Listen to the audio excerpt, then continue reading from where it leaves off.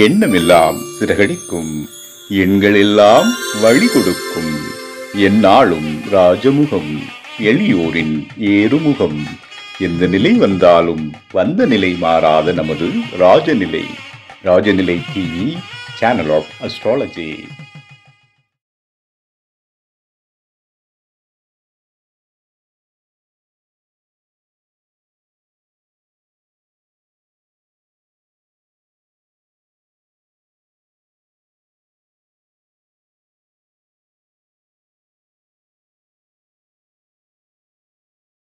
அனைவருக்கும் சுதந்திர தின வாழ்த்துக்களுடன் வணக்கங்கள்.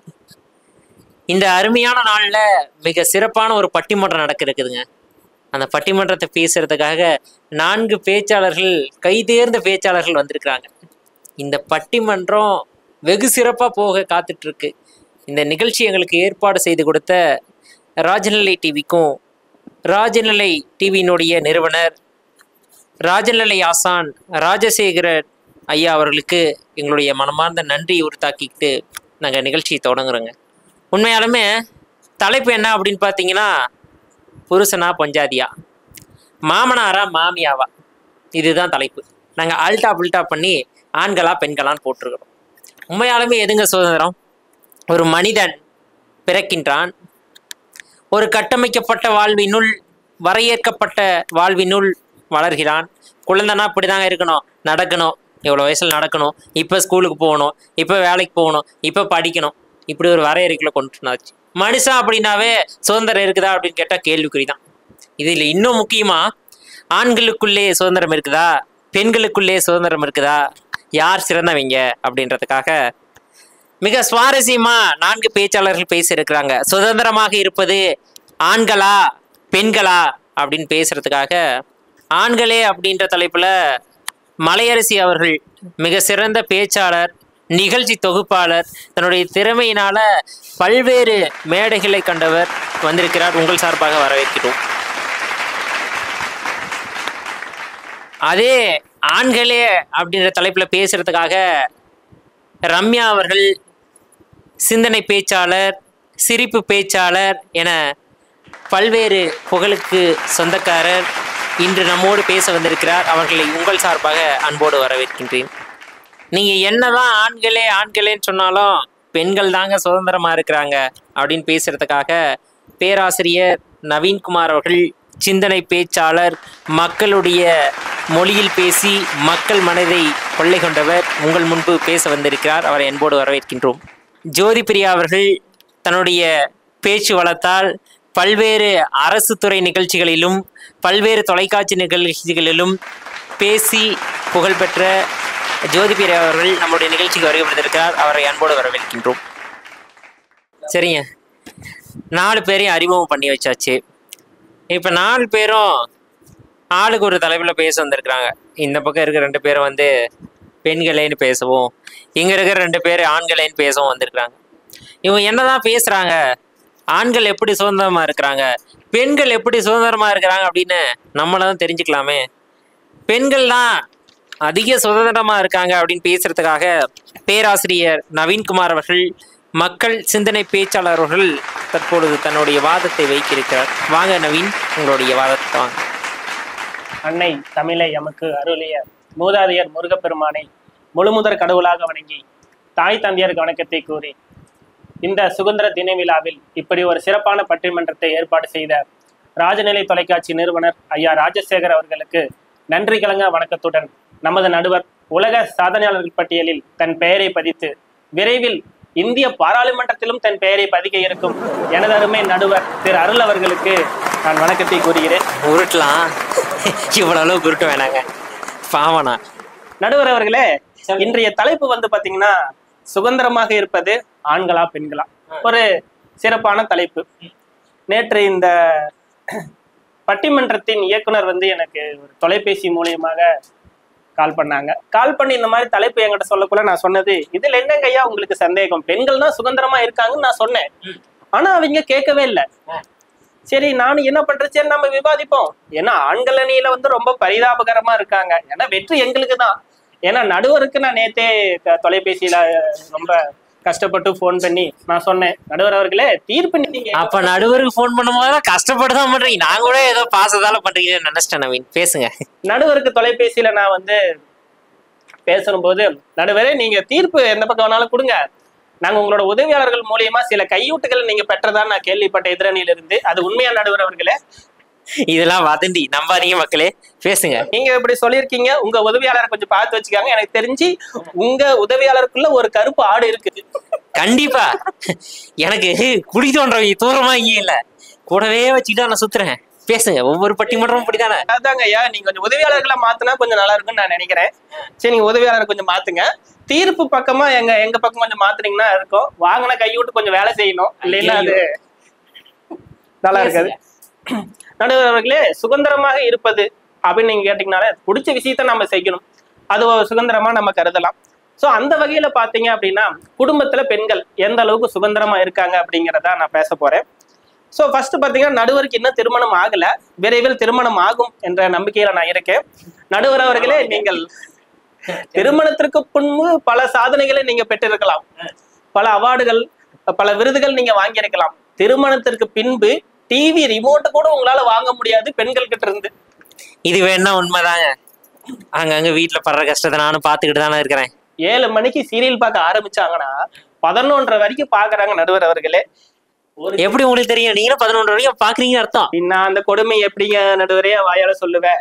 அது அதெல்லாம் சொல்லி அவட வேற வழி சொல்லுங்க. அதான் இப்போ புலம்புறதுக்காக நான் வந்திருக்கிறேன் நடுவர் அவர்களே. சார் நீங்க வந்துட்டு நான் கேட்பேன், ஏமா கொஞ்சம் இந்த டிவியில நியூஸ் எல்லாம் கேட்கணும், ரிமோட் கொடுங்கன்னு கேட்டா, உனக்கு டிவியில செய்தி முக்கியமா, நாளை காலையில வேலைக்கு போறதுக்கு சோறு முக்கியமானு கேக்குறாங்க நடுவர் அவர்களே. நம்மளுக்கு சோறு தான் முக்கியம் சொல்லிருந்தோம். இந்த கட்டத்துல ஆண்கள் எப்படி சுதந்திரமா இருப்பாங்கன்னு நீங்க சொல்றாங்கன்னு எனக்கு தெரியல. பெண்கள் தான் சுதந்திரமாக இருக்காங்க, அது கூட பரவாயில்ல நடுவர் அவர்களே, நாம பொறுத்துக்கலாம். சோ திருமணத்திற்கு பின்பு நம்ம பெண்கள் வந்து பாத்தீங்க அப்படின்னா குடும்பத்துல இருப்பாங்க. அவங்களுடைய சொந்தக்காரங்க வந்தா மட்டும் பாத்தீங்கன்னா எப்படி கவனிக்கிறாங்க, நம்மளுடைய சொந்தக்காரங்க வந்தாங்கன்னா எப்படி கவனிக்கிறாங்க அப்படிங்கிறது உங்களுக்கே தெரியும். ஆமாங்க, உண்மையாலுமே நேற்று யதார்த்தமா வலையொலியை பார்த்துட்டு இருந்தேன். ஒரு கணவர் போய் மனைவி பக்கத்துல நிக்கிறாரு, ஏமா அப்பா வந்திருக்காரு, அம்மா வந்திருக்காங்க அப்படின்னு சொல்றாங்க. சவுண்டா போய் கிச்சன் பக்கத்துல, உன் அப்பா உன் அம்மாவை எதுக்கு வீட்டுக்கு வராங்க, சமைச்சு போடுறதா நீ வேலையா அப்படின்னு சொல்லி கத்தி பேசிட்டாங்க. 2 நிமிஷம் கழிச்சு வெளியே இருந்த அப்பா அம்மா வெளியே போயிட்டாங்க. உடனே அந்த கணவன் சொல்றான், ஏமா அத்தையும் மாமாவும் வந்திருக்காங்கன்னு சொன்னேன், அவசரப்பட்டு திட்டிப்புட்டியே, மனசு கஷ்டப்பட்டு போயிட்டாங்களே அப்படின்னு சொல்லி சொன்னாங்க. இவர் சொல்லக்கூடிய விதத்துல பார்த்தா தன்னுடைய அப்பா அம்மாவுக்கு ஒரு மதிப்பும் அவருடைய அப்பா அம்மாவுக்கு ஒரு மதிப்புமா தான் கொடுத்துட்டு இருக்கிறாங்க அப்படின்னு நான் நினைக்கிறேன். பேசுங்க நடுவர் அவர்களே. அதுதான் பொறுத்துக்கலான்னு பார்த்தா சாப்பாட்டுல கூட நம்மளுக்கு ஆண்களுக்கு சுதந்திரம் இருக்க மாட்டேங்குது. ஆண்கள் கஷ்டப்பட்டு வேலைக்கு போய் சாயந்தர நேரம் உட்காந்து உணவருந்தலான்னு அருந்தும் போது பெண்கள் அப்பதான் சொல்லுவாங்க, நீங்க சாப்பிடுங்க, சாப்பிட்டதுக்கு அப்புறம் ஒரு விஷயம் சொல்ல போறேன் அப்படிம்பாங்க. அவனுக்கு சாப்பாடு இறங்குமா? வாய்ப்பே இல்ல. 10 நிமிஷத்துல சாப்பிட வேண்டிய சாப்பாட்டை 1.5 மணி நேரமா சாப்பிடுவான். என்ன கேட்க போறா? நம்ம தான் எதுவுமே பண்ணலையே, ஒருவேளை போனை கீழே பார்த்துட்டாலோ, சரி என்ன பண்றது அப்படின்னா 1.5 மணி நேரம் சாப்பிடறனால ஒரு சுதந்திரமா வீட்டுல சோறு கூட சாப்பிட முடியாத நிலையில தான் வந்துட்டு ஆண்கள் இருக்காங்க. எதிரணியர்கள் ஆண்களுக்கு தான் சுதந்திரம் சுதந்திரம் சுதந்திரம்னு பேசுறாங்க, பெண்களுக்கு தான் இப்ப சுதந்திரமா இருக்கு. இந்த இனிய திருநாள்ல பெண்களுக்கு மட்டும்தான் சுதந்திரம் இருக்குன்னு நான் பேச போறேன். அவ்வளவு ஏங்க, இந்திய திருநாட்டில் தாய் நாடுன்னு தான் சொல்றோம், அந்த தாய்க்கு தான் சுதந்திரம் இருக்கு. தாய் யாரு? ஒரு பெண் தானே, பெண்களுக்கு தானே சுதந்திரம். சோ இது குடும்பத்துல நடக்கிறதுங்க ஐயா. உண்மையாலுமேங்க, எந்த ஒரு அதிகப்படியான கோயில்கள் பார்த்தீங்கன்னா காளியம்மா மாரியம்மா இப்படி வேப்பிலக்காரி பெண்ணோட பேர் தான் வைக்கிறாங்க. அதிக ஆண்களுக்கு அந்த கடவுளோட பேர் வைக்கிறதுல. அதே மாதிரி பார்த்தீங்கன்னா கங்கை யமுனைன்னு சொல்லி ஒரு பெண்ணோட பேர் தான் நதிக்க வைக்கிறாங்க. அப்போ அது கூட நம்மளாம் இல்ல. பேசுங்க ஐயா. நீங்க கடவுளை பத்தி சொன்னீங்க, கடவுளை பத்தின ஒரு கருத்துக்களும் நான் சொல்றேன். ஆண் கடவுள் எல்லாமே பாருங்க பெண்களுக்கு சரிசமமான பாதத்தை பிரிச்சு கொடுத்துருப்பாங்க. நம்ம நாமக்கல்ல அர்த்தநாரீஸ்வரர் கோயில் இருக்கு, அதுல பாருங்க சிவன் தன்னை பாதி உடம்பு பெண்களுக்கு கொடுத்துருக்காங்க. ஆனா நீங்க காளியம்மன் எடுத்துக்காங்க, ஒரு ஆணை தூக்கி போட்டு மிதிச்ச மாதிரிதான் போசே கொடுக்குறாங்க. இது எங்க போய் நான் சொல்றது, ஆண்களுக்கு எங்கேயா சுதந்திரம் இருக்கு? உண்மை அதுதான். வெளிய கணவன் வீராப்பா முறுக்கி விட்டுக்கலாம், உள்ள கீழே காலுக்கடியில கிடக்கணும். அவன் மெதிப்பா உதைப்பா நான் வாங்கணும், அவன் மெதிப்பா உதைப்பா நம்ம வாங்கணும். இதுதான்யா வாழ்க்கை. இப்படிதான் உருட்டணும், இல்ல நகராது வண்டி. பேசுங்க. நான் ஒரு பேராசிரியரா இப்போ ஒரு ஆண்டு முடிவடைஞ்சது எனக்கு. ஸோ என்னோட வகுப்புல பார்த்தீங்க அப்படின்னா மொத்தம் ஒரு 20 மாணவர்கள் படிக்கிறாங்க. அந்த 20 மாணவர்கள்ல 2 மாணவர் மட்டும்தான் ஆண், மீதி 18 மாணவர்களும் பெண் தான் இருக்காங்க. ஸோ இப்ப கல்வியில பெண்களுக்கு முழு சுதந்திரம் இருக்குன்னு நான் சொல்றேன். ஒரு பெண் இப்போ மாதிரி இல்லைங்க. முதல்லாம் வந்துட்டு பெண்கள் இந்த படிப்பை தான் படிக்கணும், ஒன்னா டைலரிங் இல்லைன்னா டீச்சர். ஆனா இப்போ அப்படி இல்லை. எனக்கு தெரிஞ்ச பல பெண்கள் சாதாரண கிராமத்திலிருந்து சென்னை வரை போய் படிச்சு பெரிய பெரிய கம்பெனில போஸ்ட் ஆயிருக்காங்க. அது உதாரணத்துக்கு நம்ம நிறைய சொல்லலாம். இப்ப சோழர் காலத்தில் நீங்க போனீங்க அப்படின்னா முத்தான பொன்னங்கை அப்படின்ட்டு ஒரு அதிகாரி இருப்பாங்க அரசர்களுக்கு உதவியா. அதுல இருந்து இப்போ ஏடிஜிபியா இருக்கக்கூடிய சீமா அகர்வால் வரைக்கும் பெண்கள் சுதந்திரமா இந்த நாட்டுல பல சாதனைகளை வந்து செஞ்சிட்டு இருக்காங்க. நடுவர் அவர்களே, அவ்வளவு ஏன் நடுவர் அவர்களே, பேராசிரியரா நான் பணியில சேர்ந்தப்போ என்னைய அப்பாயின்மெண்ட் பண்ணது, என்னைய பணி நியமனம் பண்ணது ஒரு பெண். நான் அதை பெருமையா சொல்லிக்குவேன். பெண்களுக்கு அவ்வளவு சுதந்திரம் இருக்கு. ஸோ அது மட்டும் இல்லாம என்னுடைய வகுப்புல ரெப்ரசன்டேட்டிவா, அதாவது பிரதிநிதியா இருக்கிறது ஒரு பெண் மாணவி. அவ்வளவு சுதந்திரம் பெண்களுக்கு வந்துட்டு இருக்கு அப்படிங்கிறத நான் பதிவு பண்றேன். அன்றைய காலகட்டத்தை விட இன்னைக்கு பெண்கள் சாதிப்பதற்கான இடங்கள் நிறைய இருக்குது அப்படின்றத நம்ம மறுக்கவே முடியாது. அதை வரவேற்கத்தக்க ஒன்று.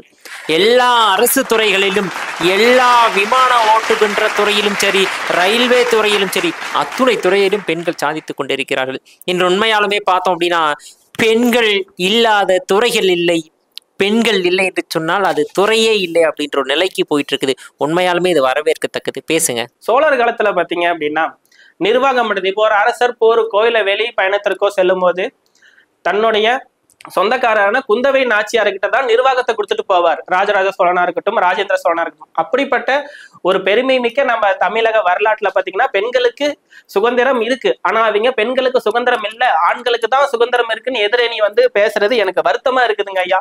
அவ்வளவு வேங்க ஐயா. இப்போ இருக்கக்கூடிய இந்த பட்டிமன்றத்திலேயே பாருங்க, நான் ஒருத்தர் தான் ஆண் பேச்சாளர். அப்ப நானு, நீங்க நடுவர். தெளிவா சொல்லுங்க, தெளிவா சொல்லுங்க. மீதி 3 பெண் பேச்சாளர் தான். இப்போ சுதந்திரம் இல்ல அப்படின்னு அவங்களே சொல்றாங்க. அப்படிங்கும் போது எனக்கு கஷ்டமா இருக்கு. அதுவும் பெண்களுக்கு சுதந்திரமே இல்ல அப்படின்னு பெண்கள் 2 பேர் உட்காந்து சுதந்திரமா பேசிட்டு இருக்காங்க ஐயா இந்த பட்டிமன்றத்துல. என்னுடைய நண்பர் ஒருத்தருக்கு புதுசா கல்யாணம் ஆயிருக்கு. கல்யாணம் ஆகி இப்போ ஒரு 4-5 மாதங்கள் ஆகுது. நான் அவரு கூட பேசுவேன். ஏன்னா கல்யாணத்துக்கு முன்பெல்லாம் நைட்டு 11 மணி வரைக்கும் பேசுவார் என்கிட்ட. அதாவது ஆண்களுடைய வாழ்க்கை 2ஆ பிரிக்கணுங்க. ஒண்ணு தீமு, இன்னொன்னு தீபி. திருமணத்திற்கு முன்பான வாழ்க்கை, திருமணத்திற்கு பின்பான வாழ்க்கைன்னு 2ஆ பிரிச்சா மட்டும்தான் நம்ம வாழ்க்கை ஓடும். பேசுங்க. அவர்கிட்ட நான் இரவு 11 மணி வரை நான் அவர்கிட்ட பேசுவேன். இப்ப 7 மணி கூப்பிட்டாலே பொண்டாட்டி திட்டுறா, மச்சான் நீ போன வச்சிரு, என்னால பேச முடியல அப்படிங்கிறாரு. ஒரு வழியா நான் என்ன பண்ணேன், ஞாயிற்றுக்கிழமைகள்ல கல்லூரி விடுமுறைங்க ஐயா. நானு சரி யதார்த்தமா ஃப்ரெண்டு வீட்டுக்கு போலான்னு பாக்குறேன். அவன் பொண்டாட்டி நைட்டி போட்டு சாமான வளக்கிட்டு இருக்கிறான். இது இப்ப ட்ரெண்டிங் இல்ல, உங்களுக்கு தெரியாதா?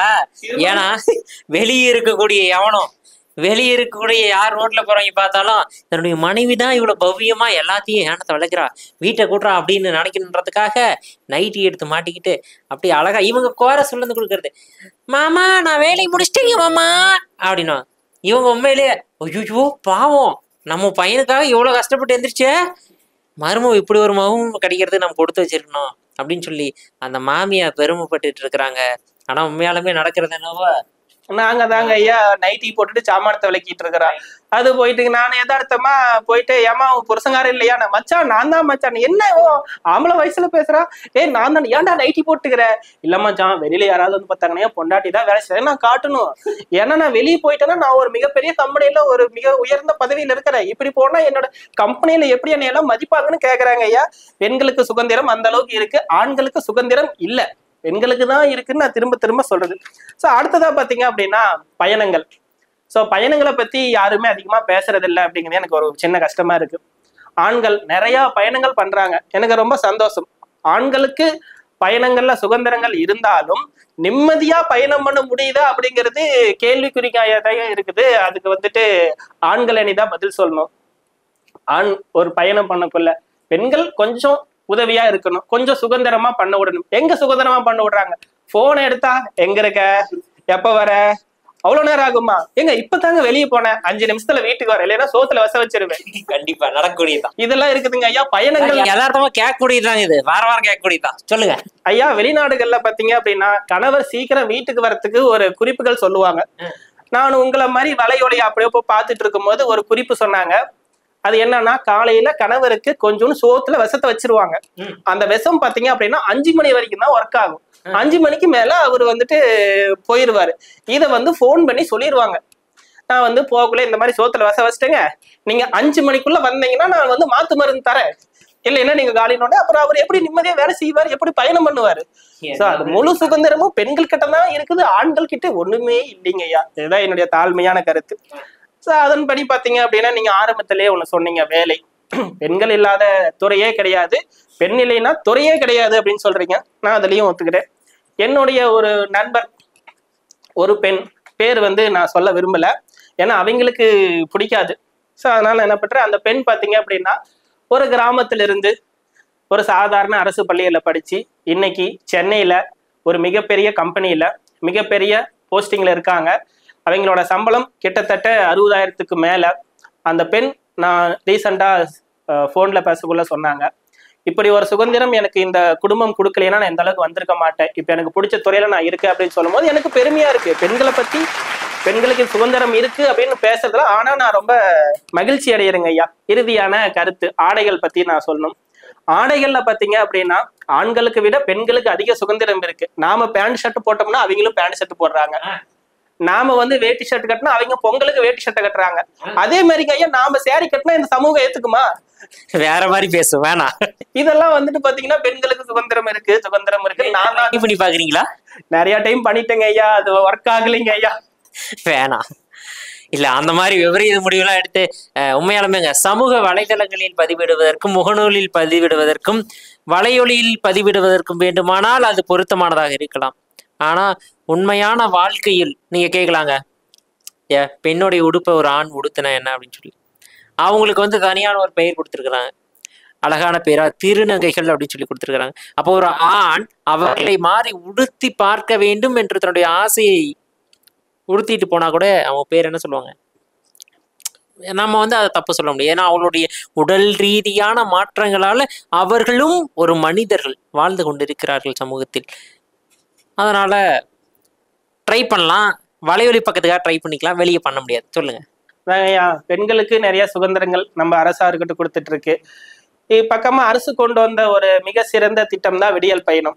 பெண்களுக்கு, அதுவும் முக்கியமா வேலைக்கு போற பெண்களுக்கு தன்னோட குடும்பத்துக்காக நிறைய பணம் சேர்க்கணும் அப்படிங்கிறதுக்காக விடியல் பயணம் கொண்டு வந்து நிறைய பெண்கள் வந்துட்டு அது மூலியமா நிறைய பணங்களை மிச்சம் பண்ணி குடும்பத்துக்காக செலவு பண்றாங்கல, பெருமையா இருக்கு. ஸோ நானும் என்ன பண்ணேங்க ஐயா, நாம கொஞ்சம் ஃப்ரீ வேணும் அப்படின்ட்டு மாஸ்க் எல்லாம் போட்டுக்கிட்டு சேரி கட்டிட்டு போனா கண்டக்டர் கண்டுபிடிச்சிட்டாரு. தம்பி டிக்கெட் எடுனாரு. இல்லைங்க நான் ஃப்ரீ தாங்க, நம்ம வாய்ஸே தெரியுதுடா, டிக்கெட் ஒழுங்கா எடுறான்னு அவர் சொல்றாருங்க ஐயா. பெண்களுக்கு அந்த சுதந்திரம் இருக்கு, ஆண்களுக்கு சுதந்திரம் இல்லை. அவங்களுக்கு விடியல் பயணம்ட்டு டிக்கெட் ஃப்ரீயா கொடுத்து நம்ம விடியாத பயணம் கொடுக்கணும்ல, கேளுங்க. விடியாத பயணம் இதுக்கு மேல கொடுத்துருவாங்க ஐயா. நமக்கு அது இரவு நேரத்துல நீங்க பயணம் பண்ணிக்கலாம், உங்களுக்கு விடியாத பயணம். பகல் நேரத்துல அவங்க பண்ணிக்கலாம், அவன் விடியல் பயணம். நீங்க பேசுங்க. சோ சாதனைகளை பத்தி நம்ம நிறைய சொல்லலாம், பெண்களுக்கு அந்த அளவுக்கு சுதந்திரம் இருக்கு அப்படின்ட்டு. இந்தியாவோட முதல் பார்வையற்ற IFS ஆபீசர் சென்னை சேர்ந்தவங்க அப்படிங்கிறது நம்ம தமிழகத்துக்கு மிகப்பெரிய ஒரு வரப்பிரசாதமா பெருமை மிக்கதா இருக்கு. அப்படிப்பட்ட ஒரு பெண் தான் பாத்தீங்க அப்படின்னா ஃபெனோசெஃபைன், இந்தியாவுடைய முதல் IFS அதிகாரி. ஓகேங்களா? இந்திய அரசியலமைப்பு சட்டத்துல பாத்தீங்க அப்படின்னா ஒரு பார்வையற்ற நபர் IFS ஆபீசரா இருக்க முடியாது, அதாவது இந்திய தூதரா இருக்க முடியாது. ஸோ அந்த பெண் பாத்தீங்க அப்படின்னா அகில இந்திய தேர்வாணையத்துல தேர்ச்சி பெற்று அந்த பெண்ணுக்காக இந்திய அரசியலமைப்பு சட்டத்தையே மாற்றக்கூடிய அளவுக்கு இந்த கல்வியும் இந்த சுதந்திரமும் பெண்களுக்கு நிறைய கொடுத்துருக்காங்க அப்படிங்கிற எனக்கு பெருமையா இருக்கு. ஸோ அப்படிப்பட்ட பெண்கள் பார்த்தீங்க அப்படின்னா நம்ம இந்தியாவில் குறிப்பா தமிழ்நாட்டில் நிறையாவே இருக்காங்க. இந்த இந்திய சுதந்திர நாட்டில் பார்த்தீங்க அப்படின்னா பெண்கள் தன்னோட சுதந்திரத்தை நல்ல விதத்துல பயன்படுத்தி இந்த நாட்டையும் உங்களையும் மக்களையும் முன்னேற்றணும் அப்படின்னு இந்த நல்ல நாள்ல பார்த்தீங்க அப்படின்னா பெண்களுக்கு என்னுடைய நன்றி கலந்த வணக்கத்தை நான் தெரிவிச்சுக்கிறேன். இந்த சந்தோஷமான நாள்ல ராஜநிலை தொலைக்காட்சி சார்பாக அனைவருக்கும் விடுதலை திருநாள் நல்வாழ்த்துக்களை கூறி உங்களுடன் இருந்து விடைபெறுகிறேன். நன்றி, வணக்கம். அருமைங்க. உண்மையாலுமே மக்கள் மொழி நாயகன் சொன்னேன்.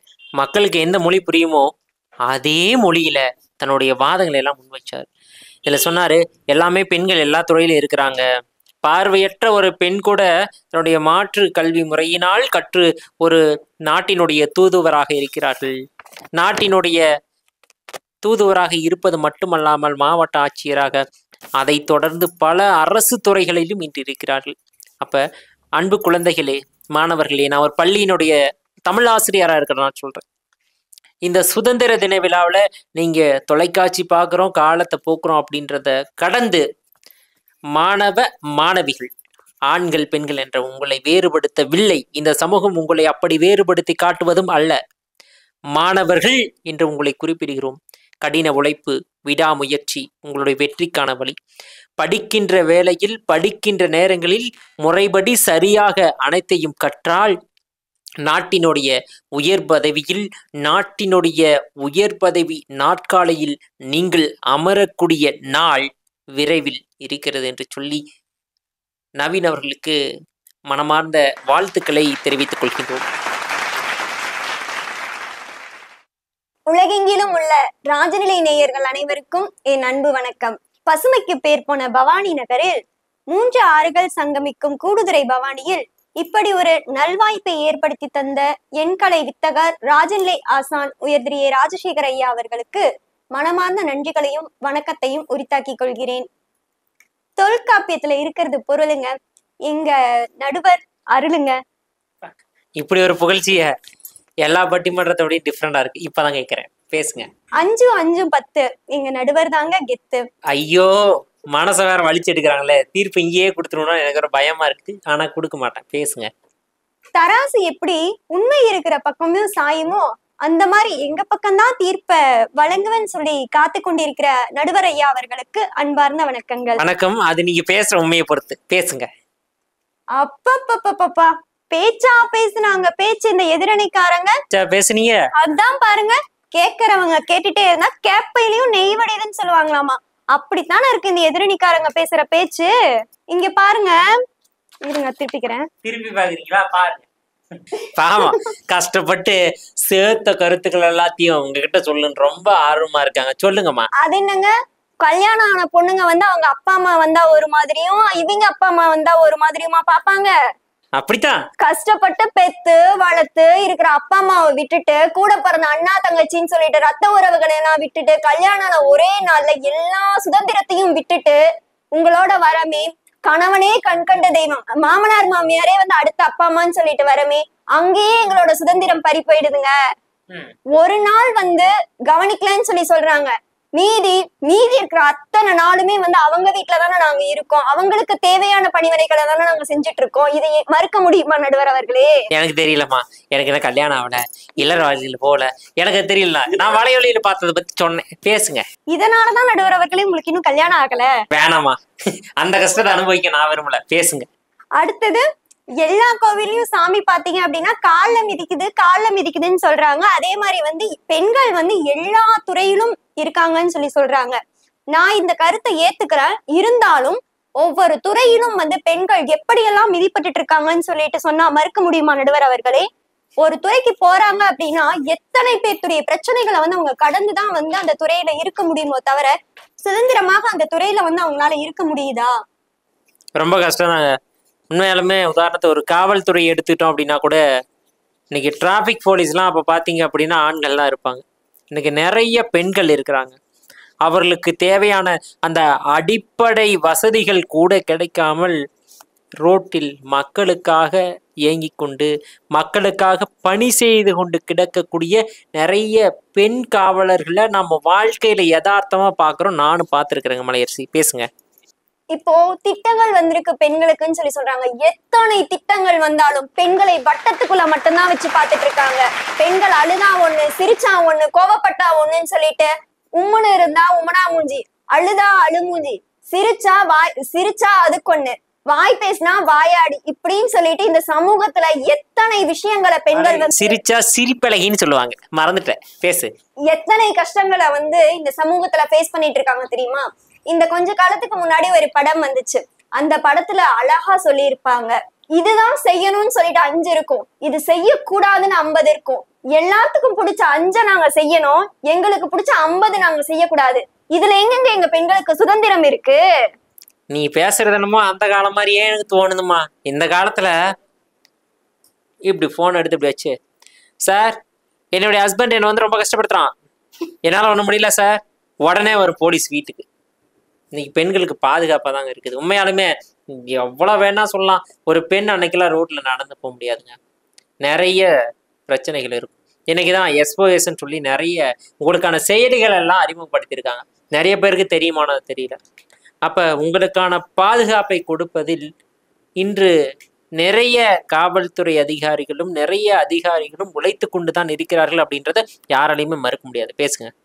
மறுக்க முடியாத உண்மையதான் நீங்க சொல்லியிருக்கீங்க. இருந்தாலும் நான் ஒண்ணு சொல்றேன். இந்த கொஞ்ச நாளைக்கு முன்னாடி நடந்த இன்சிடென்ட், பல லட்சம் செலவு பண்ணி வரதட்சணை கொடுத்து தன்னுடைய பெண்ணை வந்து ஒருத்தருக்கு மேரேஜ் பண்ணி வைக்கிறாங்க.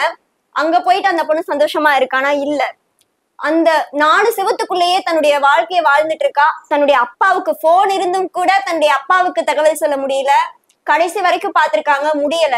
கடைசியில் அந்த பொண்ணுடைய வாழ்க்கை வந்து ஒரு கேள்விக்குறியான மரணமா தான் இருந்திருக்கு. இத்தனை சட்டங்கள் இருந்திருக்கு, இத்தனை பாதுகாப்புகள் இருந்திருக்கு. அப்படி இருந்தும் அந்த பொண்ணை காப்பாற்ற முடியல. காரணம், அந்த இடத்துல அந்த பொண்ணுக்கான சுதந்திரம் கிடைக்கல. இதை மறுக்க முடியுமா? உங்களால ஏத்துக்க முடியுமா? இல்லம்மா, என்னதான் கடுமையான சட்டங்கள் இருந்தாலும், என்னதான் கடுமையான பாதுகாப்புகள் இருந்தாலும், அவர்களுக்கு புறமான, அவர்களுக்கு தெரியாமல் ஏதேனும் ஒரு தவறுகள் நடந்து கொண்டுதான் இருக்கிறது அப்படின்னு சொன்னா யதார்த்தம் தாங்க. இன்னைக்கு நிறைய சட்டங்களை நாங்க வலுப்படுத்திட்டோம், இன்று தவறுகள் நடக்கவில்லையா? உதாரணமா பார்க்கலாங்க, நிறைய குழந்தைகள் இன்று சீரழிக்கப்பட்டு கொண்டிருக்கிறார்கள்.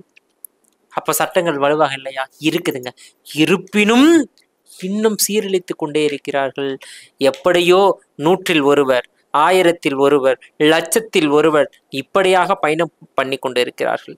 அவர்களை தடுப்பதற்கு இன்னும் வலுவான சட்டங்களை முன்னெடுத்து அவர்களை தண்டிப்பார்கள், உங்கள் போன்ற பெண்களை விடுவிப்பார்கள் என்று சொல்லி பேசுங்கம்மா. ஒரு பெண்ணுக்கு சுதந்திரம் எங்க இருந்து தெரியுமாங்க பறிக்கப்படுது? அந்த பெண் பிறக்கும் போது கருவறையிலிருந்தே பறிக்கப்படுது. அன்னைக்கெல்லாம் பெண் குழந்தைகள் பிறந்தா கள்ளிப்பால் ஊத்தி கொள்றேன்னு சொல்லி சொன்னாங்க. ஆனா இன்னைக்கு வந்து எப்படி தெரியுமா போயிட்டு இருக்கு? ஒரு பெண் குழந்தை பிறக்குது அப்படின்னாவே வந்து தன்னுடைய பெற்றோர்கள் வயிற்றுல நெருப்பு கட்டிட்டு தான் இருக்காங்க. பெண் குழந்தை எப்படி வளர்க்க போறோம், இந்த சமூகத்துல எப்படி இருக்க போறாங்கன்னு சொல்லிட்டு புரியாத புதிராதான் இருக்கு. காரணம், சின்ன குழந்தையில இருந்து வயதான மூதாட்டி வரைக்கும் இன்னைக்கு பாலியல் வன்கொடுமைன்னு சொல்லிட்டு அந்த கொடுமையை வந்து அனுபவிச்சுட்டு தான் இருக்காங்க. இதை யாராலையும் மறுக்க முடியாது. எத்தனை சட்டங்கள் வந்தாலும், எத்தனை திட்டங்கள் போட்டாலும் இந்த பிரச்சனை வந்து இன்னைக்கு நடந்துட்டு இருக்கு. அப்படிங்கும் போது பெண்களுக்கான சுதந்திரம் எங்க இருக்குது? நீங்க அவங்க சும்மா ஆண்களுக்கு பெண்களுக்கு தான் சுதந்திரம் இருக்குது, ஆண்கள் இப்படித்தான் இருக்கிறோம்னு பேசுறாங்க. ஆனா பெண்கள் வந்து ஒவ்வொரு இடத்துலயும் போராடிட்டு தான் இருக்காங்க. சுதந்திரமாக போராடவில்லை, சுதந்திரத்திற்காகத்தான் போராடி கொண்டிருக்கிறார்கள். அந்த காலத்திலயும் சரி, இந்த காலத்திலயும் சரி, காதல் அப்படிங்கிறது புனிதமானது அப்படின்னு சொல்லிட்டு எல்லாத்துக்குமே தெரியும். ஆனா ஒரு பையன் வந்து ஒரு ஆண் பிள்ளை வந்து காதலிக்கிறாங்க அப்படின்னா அவங்க வீட்டுல போயிட்டு அப்ரோச் பண்ற விதம் பாத்தீங்க அப்படின்னா, நான் இந்த மாதிரி ஒரு பொண்ணை காதலிக்கிறேன்னு சொல்லி தைரியமா சொல்லுவாங்க. அத பேரண்ட்ஸ் வந்து சப்போர்ட் பண்ணலனாலும் காது கொடுத்து கேட்கறதுக்காச்சும் அங்க இருக்கு. இதே ஒரு பெண் பிள்ளை போய் சொல்றாங்க அப்படின்னா, பாவி மவ என் மானத்தையே வாங்கிட்டா, என் குடும்ப மானமே போச்சு, 4 பேர்த்துக்கு தெரிஞ்சா என்ன ஆகும் அப்படின்னு சொல்லிட்டு 4 பேரை பார்த்து அந்த பெண்ணின் மனதை பார்க்காமல் வாழ்க்கையே சீரழிக்கப்படுகிறது. இங்க வந்து பேச்சுரிமை கூட இருக்கிறது இல்லை. இந்த மாதிரி காதலிக்கிறேன்னு சொல்ற அளவுக்கு கூட வந்து சுதந்திரம் இல்லாதப்ப பெண்களுக்கு எப்படி சுதந்திரம் இருக்கிறது? பெண்களுக்கு எப்படி சுதந்திரம் இருக்குது? நாங்க காதலிப்போம், அப்படியே எப்படி போயிடுவோம் அப்படின்னு நீங்க பேசுறீங்க. ஆனா உண்மையாலுமேங்க, ஒரு பெண் பிள்ளைகளை பெற்ற தகப்பனுக்கும் தாயிற்கும் தெரியும் அந்த கஷ்டம். தனக்கு சாப்பிட்றது கூட இல்லாம ஒரு பிள்ளைய சாப்பாடு போட்டு வளர்த்தணுமே, பையனா இருக்கட்டும் பெண்ணா இருக்கட்டுங்க, சாப்பாடு போட்டு வளர்த்தணுமே. என்கிட்ட 10 ரூபாய் பணம் இல்லைன்னு சொல்லி பக்கத்து வீட்டுல கடை வாங்கி கொடுத்து பேனா பென்சில் வாங்கி கொடுத்து அனுப்பினே. இப்படியெல்லாம் படிக்க வச்ச என் மக ஒரு வேலைக்கு போகாம, சரியான அணுகுமுறை இல்லாம வழி தவறி போயிட்டானே அப்படின்னு சொல்லி அந்த பெற்றோர்களுடைய மனம் துடித்து கொண்டுதான் இருக்கும். நம்மளுடைய பார்வையில் ஒரு காதலிக்கக்கூடிய ஆண் ஒரு காதலிக்கக்கூடிய பெண்ணினுடைய பார்வையில் நம் இருவரையும் சேர்த்து வைக்க வேண்டும் என்பது அவர்களுடைய வேண்டுகோளாக இருக்கும்.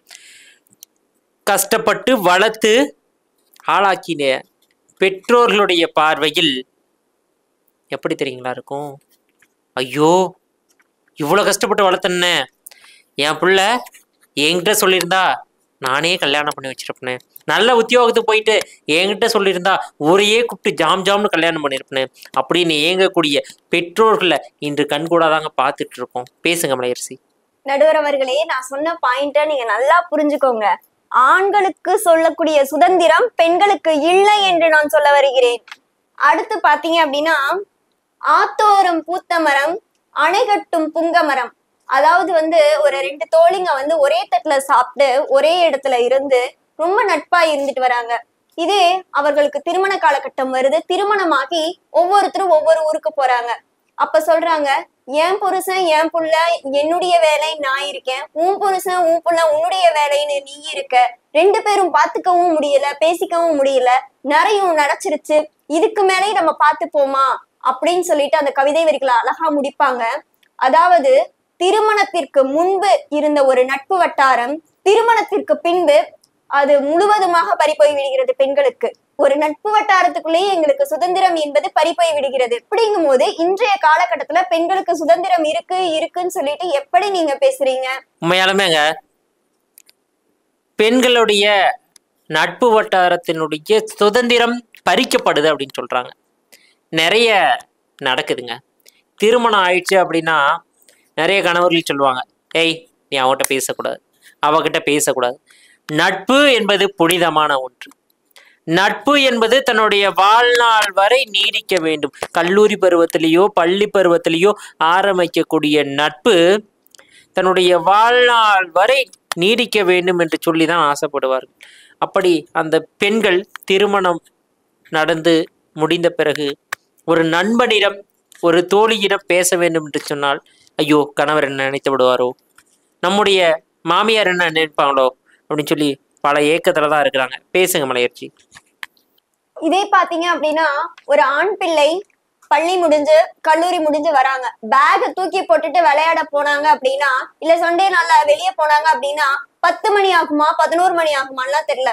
ஆனா அத ஒரு கேள்வியாவே அங்க வச்சுக்க மாட்டாங்க. இதே ஒரு பெண் பிள்ளை மாலை 6 மணிக்கு மேல வெளியே போக கூடாது, அப்படி போனா அண்ணா கேக்குறாங்க, எங்க போற, யார் கூட போற, எதுக்கு போற, அப்பா கேக்குறாங்க, வீட்டுக்கு சரியான டைம்க்கு வரல அப்படின்னா அவ்வளவுதான் பாத்துக்கோ. 1000 கேள்விகளை ஃபேஸ் பண்ணிதான் நாங்க வெளியே போயிட்டே வர முடியும். அப்படியும் வெளியே போனா நிம்மதியாவாங்க இருக்கு, இவங்க பாப்பாங்களோ அவங்க பாப்பாங்க, அவங்க கேள்வி பண்ணுவாங்களோன்னு சொல்லிட்டு ஒவ்வொரு முறையும் பயந்து பயந்து வாழ்ந்து கொண்டிருக்கிறார்கள் சில பெண்கள். உண்மையாலதான், இதுவே எதார்த்தம் தாங்க. எல்லா இடங்களிலும் சில நேரங்கள்ல பெற்றோர்கள் தான் தவறு பண்ணிடுறோம். நம்ம குழந்தைங்க தானே, தப்பு பண்ணாதுங்க அப்படின்னு சொல்லி சுதந்திரமா விட்டோம் அப்படின்னா அந்த பிள்ளைங்க நல்லா இருக்கும். ஏய் நீ இதெல்லாம் பண்ணக்கூடாது சொல்லலாம். பெற்றோர்கள் சொல்லக்கூடிய அறிவுரைகளை சொல்லிக்கொண்டே இருக்கலாம். ஆனால் ஃபோர்ஸ் பண்ணுறது சொல்லுவாங்க இல்லைங்களா, அவங்கள ரொம்ப அவங்களுடைய மனநிலையில் ஆழ பாதிக்கின்ற வகையில் இதை தான் பண்ணணும் அப்படின்னு சொல்லும் போது அந்த பெண் குழந்தைகள் மனதளவில் பாதிக்கப்படுகிறார்கள் அப்படின்றது உண்மைதான். பேசுங்க மலையரசி. இதே மாதிரி பாத்தீங்க அப்படின்னா, ஒரு ஆண் பிள்ளைய சொல்லும் போது அவன் ஆண் பிள்ளை எப்படி வேணாலும் இருப்பான், ஒரு பெண் பிள்ளை அடக்க உடக்கமாக இரு, ஒரு பெண் பிள்ளை எப்படி இருக்கணுமோ அப்படி இரு. ஃபர்ஸ்ட் எல்லாம் பாத்தீங்க அப்படின்னா நல்லது எது கெட்டது எதுன்னு தான் சொல்லி கொடுத்து வளர்த்தாங்க. ஆனா இன்றைய காலகட்டத்துக்கு குட் டச் எது பேட் டச் எதுன்னு சொல்லி கொடுத்து வளர்க்குற அளவுக்கு நம்ம இருக்கோம். இங்க எங்க நீங்க சுதந்திரம் பெண்களுக்கு இருக்குன்னு சொல்லி சொல்றீங்க? உண்மையாலதான். இன்னைக்கு ஒரு பள்ளி எடுத்துட்டாலும் சரிங்க, கல்லூரி எடுத்துட்டாலும் சரி, நடக்கக்கூடிய ஒவ்வொரு நாள் செய்தித்தாள் எடுத்து காலையில் அப்படி பார்த்தோம் அப்படின்னா எவ்வளோ குழந்தைகள், எவ்வளோ கல்லூரி மாணவிகள். அப்போ அன்னைக்கெல்லாம் கண்ணே பார்த்து பத்திரமா போயிட்டு வாடா, நேரமாக போயிட்டு நேரமாக வந்துடு, இப்படி தான் சொல்லி அனுப்புவாங்க. இன்னைக்கு யார் சாக்லேட் கொடுத்தாலும் வாங்கக்கூடாது, யார் உன் பக்கத்தில் வந்தாலும் பேசக்கூடாது, அவங்க உன்னை டச் பண்ண நினைச்சாங்க அப்படின்னா நீ உடனே பக்கத்தில் இருக்க போலீஸ் ஸ்டேஷனுக்கு போயிடணும், பக்கத்தில் இருக்கவங்கிட்ட சொல்லணும் அப்படின்னு சொல்லி வளர்த்தக்கூடிய காலகட்டம் வந்துருச்சுங்க. உண்மையாலுமே அப்போ இன்று நாம் புறம் தள்ளப்பட்டிருக்கிறோம் அப்படின்னு தான் சொல்லணும். பேசுங்க மலையரசி. அதாவது தவறை கூட தைரியமாக செய்வர்கள் தான் ஆண்கள். புகைப்பிடித்தால் புற்றுநோய் வரும்னு சொல்லிட்டு விளம்பரம் போடுறாங்க, மது அருந்தினால் உயிரே போகும்னு சொல்றாங்க. ஆனா அந்த கெட்ட ஒரு விஷயத்தை கூட தைரியமாக செஞ்சுட்டு இருக்காங்க இன்னைக்கு ஆண்கள். நான் யதார்த்தமா போன வாரம் என் நண்பர்கிட்ட பேசியிருந்தேன். அவருக்கு திருமணம் ஆயிடுச்சு. நண்பா, நீ எல்லாத்துலேயுமே விளம்பரத்தில் பார்க்குற புகைப்பிடிப்பது நமக்கு கேடு, மது அருந்துவது நம்ம உடல் நலத்திற்கு கேடுன்னு போடுறாங்கல்ல, அதெல்லாம் பார்த்து திருந்தினியடா. திருமணமானா மனைவி வதிப்பான்னு முன்னாடியே சொன்னாங்கல்ல, எதுக்குடா பண்ண அப்படின்னா, என்ன மச்சான் பண்ணுறது, என் தலை எழுத்து ஆகிதான் ஆகணும் அப்படின்னா. பேசுமா. அதாவது அவங்க வெளியே வராங்க, எல்லா துறைகளிலும் இருக்கிறாங்க அப்படின்னாலும் அவங்க சுதந்திரமா இருக்காங்களா அப்படிங்கிறது கேள்விக்குறியாதா இருக்கு. இன்னும் சொல்ல போனா அதிகாலை எழுந்து கோலம் போடணும் பெண்கள், வீட்டை பெருக்கணும், வீட்டு வேலை செய்யணும், அப்பதான் லட்சுமி கடாட்சம் வரும். ஆண்கள் கோலம் போட்டா லட்சுமி வரமாட்டாங்களா? ஏன் நடுவர் அவர்களே? எனக்கு தெரியலம்மா, நான் போட்டதில்ல. திருமணம் ஆகி கோலம் போட ஒரு நாள், அப்ப போன் பண்ணி சொல்றேன். இந்த மாதிரி பெண்கள் இதுதான் செய்யணும், இதை செய்யக்கூடாது அப்படின்னு ஒவ்வொரு முறையும் சொல்லும் போது பெண்களுக்கான சுதந்திரம் அங்க இல்லவே இல்லை. இப்ப பாத்தீங்க அப்படின்னா அக்னி சிறகை எழுந்து வான்னு சொல்றீங்க. அந்த சிறகையை கட் பண்ணதுக்கு அப்புறம் தானே நீங்க வெளியே விடுறீங்க. ஒரு கூண்டுக்குள்ள இருந்து வெளியே வந்த பறவை பறப்பதற்காகவா இல்ல சீட் எடுக்கவா அப்படிங்கிறதுதான் இங்க கேள்வியே. அதாவது நாங்க வெளியே வந்துட்டோம், ஆனா சுதந்திரமா இருக்கிறோமா, சுதந்திரத்திற்காக போராடி கொண்டிருக்கிறோமா அப்படின்னு பார்த்தா எங்களுக்கு சுதந்திரத்திற்காக இன்னும் நாங்க போராடிட்டு தான் இருக்கோம். உண்மையாலுமே மலையரசி, நீங்க சொல்லும் போது ஒரு விஷயம் ஞாபகம் வருது. யதார்த்தமா முகநூலை பார்த்துட்டு இருந்தேன். ஒரு கூண்டிற்குள்ளே அடைக்கப்பட்ட கிளி பேசுவது போல இருந்தார்கள். ஒரு மனிதன் கேட்கின்றான், அனைத்து பறவைகளும் மகிழ்ச்சியாக சுதந்திரமாக சுற்றி கொண்டிருக்கிறதே, கிளியே நீ மட்டும் ஏன் என் தலைவிதியை கூறுவதற்காக உள்ளே இருக்கிறாய் அப்படின்னு சொல்லி கேட்கிறான். கிளி சொல்கிறது, மனிதனே, உன்னுடைய தலைவிதியை கூறுவதற்கு நான் இங்கில்லை, என்னுடைய தலைவிதியை மாற்றி என்னை உள்ளே அடக்கி வைத்திருக்கிறீர்கள் என்று சொன்னதாம் கிளி. பேசுங்கம்மா. அதாவது எல்லா சூழ்நிலையும் பெண்கள் சுதந்திரமாக இல்லை இல்லை இல்லை என்பதெல்லாம் நம்ம நடுவர் தீர்ப்பா தருவாரு அப்படிங்கிறதுல எனக்கு பெருநம்பிக்கை இருக்கு. அதை சொல்லிட்டு இதுவரை கேட்ட நேயர்கள் அனைவருக்கும், அனைத்து நல்லுள்ளங்களுக்கும் நன்றி கூறி விடைபெறுகிறேன். நன்றி, வணக்கம். அருமை மலையரசி. ஒரு பெண்ணினுடைய சுதந்திரம் இன்று பறிபோய் கொண்டுதான் இருக்கிறது. அவர்கள் சுதந்திரமாலன்னு சொல்லி மலையரசி பேசியிருக்காங்க. அவங்க பேசினோன்னா ஆண்கள் தான் சுதந்திரமா இருக்கிறாங்க அப்படின்னு சொல்லி தீர்ப்பு கொடுக்கலான்னு முடிவு பண்ணுங்க. ஆனா இதை விட பெண்கள் இன்னும் சுதந்திரமா இருக்கிறாங்க அப்படின்னு சொல்லி பேசுறதுக்காக வர இருக்கிறாங்க. அதுக்கு முன்னாடி இவ்வளோ கஷ்டப்பட்டு இலக்கியம், இலக்கணம் எல்லாவற்றில் இருக்கக்கூடிய செய்திகளை நமக்காக சொன்ன மலையரசிக்கு வாழ்த்துக்கள்.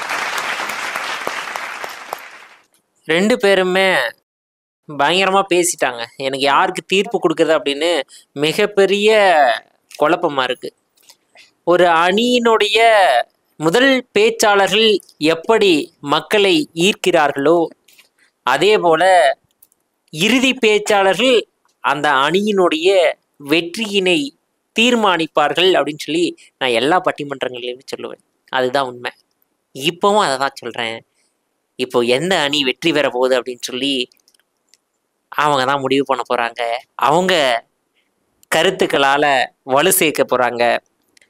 பெண்கள் தான் சுதந்திரமா இருக்காங்க அப்படின்னு சொல்லி பேசுறதுக்காக ஜோதி பிரியா அவர்கள் தற்பொழுது உங்கள் முன்பாக வருகிறார். வாங்க.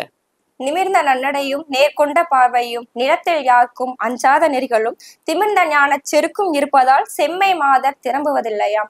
இந்த வரிகளுக்கு ஏற்ப இந்த புதுமை பெண்கள் நேர்கொண்ட பார்வை கொண்டவளாகவும் நிலத்தில் யாருக்கும் அஞ்சாதவளாகவும் கல்வியிலும் அறிவிலும் அழகிலும் பண்பிலும் எதிலும் சிறந்தவளாகவும் அவள் விரும்பும் வாழும் உரிமை கொண்டவளாகவும் இருக்க வேண்டும் என்ற பாரதியின் கனவை நினைவு கூர்ந்து இன்று அவரின் கனவுகளை ஒவ்வொரு வரிவுகளையும் மாறாமல் இன்று பெண்கள் ஒவ்வொரு துறைகளிலும் உயர்ந்து கொண்டிருக்கிறோம் நடுவர் அவர்களே. அவர்களுடைய வரிகளில் ஒரு வார்த்தைகள் கூட மாறாமல் அவர்கள் எப்படியெல்லாம் இருக்க வேண்டும் என்று பெண்கள் நினைத்தார்களோ அப்படியெல்லாம் பெண்கள் கீழ்நிலை முதல் மேல்நிலை வரை அனைத்து துறைகளிலும் நாங்கள் முன்னேறி கொண்டு வருகிறோம் நடுவர் அவர்களே. இப்போ சுதந்திரம் என்றால் என்ன? சுதந்திரம் மாமா, எனக்கு தெரிஞ்சு நான் சொன்ன மாதிரி கிளிய வெளியே பறக்க விட்டா, பறவைகளை வெளியே பறக்க விட்டா அது சுதந்திரம். ஒரு பெண்ணோ ஆணோ தான் ஆசைப்பட்டதை செஞ்சாங்க அப்படின்னா அதுதான் சுதந்திரம். பேசுங்க. நடுவர் அவர்களே, உங்களுக்கு தெரிஞ்சத நீங்க சொன்னீங்க, எனக்கு தெரிஞ்சத நான் சொல்றேன். இப்போ சுதந்திரம் அப்படின்னா ஒருத்தர் செய்ய வேண்டிய செயலை செய்வது, ஒருத்தர் விரும்ப நினைக்கிற வாழ்க்கைய வாழ்றது, இன்னும் சொல்ல போனா ஒருத்தரோட சுய மரியாதைய இழக்காம வாழ்றதுதான் சுதந்திரம். இன்னும் ஒரு படி மேல போனா ஒருத்தர் செய்ய நினைக்கிறத மட்டும் அவங்க செய்யாம இருக்க முடியாது. சோ ஒருத்தர் எனக்கு இது பிடிக்கல, நான் செய்யல அப்படின்னு எப்போ ஸ்டாண்டர்டா நிக்கிறாங்களோ அப்பதான் உண்மையான சுதந்திரம் வந்திருக்கு. நடுவர் அவர்களே, இப்போ எதிரணியில இருந்தே கேட்டு சொல்லுங்க, எந்த ஒரு ஆண்கள் பிடிச்ச வேலையை செய்யறாங்க, பிடிச்ச வாழ்க்கைய வாழ்றாங்க? எதிரணி அப்படின்றத விட மக்களை பார்த்து கேட்டீங்கன்னா இன்னும் சிறப்பா இருக்கும், அவங்க பதில் சொல்லுவாங்க. இப்போ பிடிச்ச வாழ்க்கைய வாழ்றாங்களா, கிடைச்ச வாழ்க்கைய வாழ்றாங்களா? எது சுதந்திரம்? பிடித்த வாழ்க்கையை வாழ்வதுதான் சுதந்திரம்னு நான் சொல்றேன். கிடைச்ச வாழ்க்கையை வாழ்றது சுதந்திரம் நிறைய பேர் சொல்லுவாங்க. நீங்க என்ன சொல்ல வரீங்க சொல்லுங்க.